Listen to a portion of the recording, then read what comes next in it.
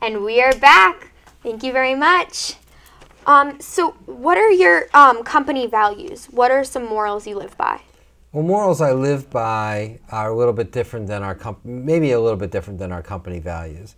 So morals I live by are basically honesty and integrity. That's what I try to do. I think there are many companies who publish their company values. They say, these are the things we do, and they put them up on a sign, or they give you a t-shirt, or they give them on a Frisbee. I would prefer that you reinforce that in everything that you do in your business without calling them out specifically. So yes, honesty, integrity. Also, I believe in empowerment. I mostly believe in two things. One is collaboration, and so that people can work efficiently, and the only things that matter are the customers and people who serve the customers. So management team should support all the people that work for them that touch the customers. That's the most important thing. What was the process of funding and starting your company, and how did you get the funding? That's a great question, Lane. So the last business I was with, we went public. It was in 2000, so it was as the bubble was bursting, so the financial markets were very bad. But we did manage to go public, and then we were purchased by a very large French company. So I spent a couple of months trying to figure out what I wanted to do. As I explained to you before, it's a very time-consuming process. So I stayed home. I did a lot of planting in the garden. I literally painted my garage floor, which was very Zen-like. And then try to sort of figure out what I wanted to do. I got the idea for Glasshouse. I went out to raise money in the spring of 2001. So, and I went out to venture capitalists. So most venture capitalists were not funding new companies then because of all that was going on in the market. But the more people who said no, the more I was inspired. And the more data I gathered, and so my partner and I just kept on knocking on doors until we were successful with our first round of financing, which was May of 2001. By the time we were done with the lawyers and everything, we launched the business in August. So we were literally working on our company presentation when 9/11 hit.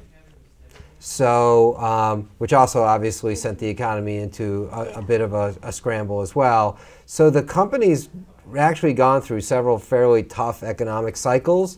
And we've been able to persevere through them all. So in terms of financing, we have continued to raise money from the venture capital community inside Massachusetts. So what are your goals going forward, and not just your goals for yourself, your company, but your vision of what you want to be? Well, what I want to be as a person is I just want to be a great dad, okay, and a great husband. So that's all I really care about, and brother and son, and because people who know me know that family matters the most. So take that aside. Since we're talking on the bottom line, we'll talk a little bit about business. So my goal is to build a business where people have fun and they add value to our customers, and that we are as big and as successful as we can be.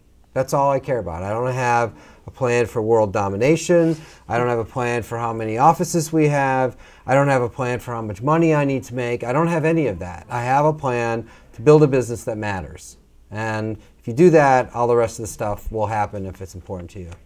Now, some of your clients are Fortune 500 companies. Can you tell me about them and who some of them are? So we do business with about half of the Fortune 500. Well, I guess we do half of the Fortune 100. So, and we have, literally hundreds, if not probably close to 1,000 customers of various shapes and sizes worldwide. So they're your largest oil and gas companies like ExxonMobil and British Petroleum, to large telecommunications company like British Telecom, Visa, Bank Leumi in Israel is a large customer of ours, Credit Suisse. We've done work with Morgan Stanley. So some of the largest companies in the world, some a whole lot of business with and some just a little bit. So how do you motivate your workers to get the best job done possible? So the best thing you can do with when you have a workforce is to treat them well, reward them, and to share successes with them. What most of the people who work with me want is they want to like their job, they want to feel valued, They obviously want to be paid fairly, but they want to feel valued and have fun. If they do that, they'll stay. And we've been very, very lucky. So less than 5% of our staff leaves any given year, which is a very small number in a services business. And it's been that way for years. Even people who leave sometimes come back. One of the problems in my business, though, is travel. So a lot of people have to travel. That can be very tiring to some people, understandably so. So some people may change careers or something like that.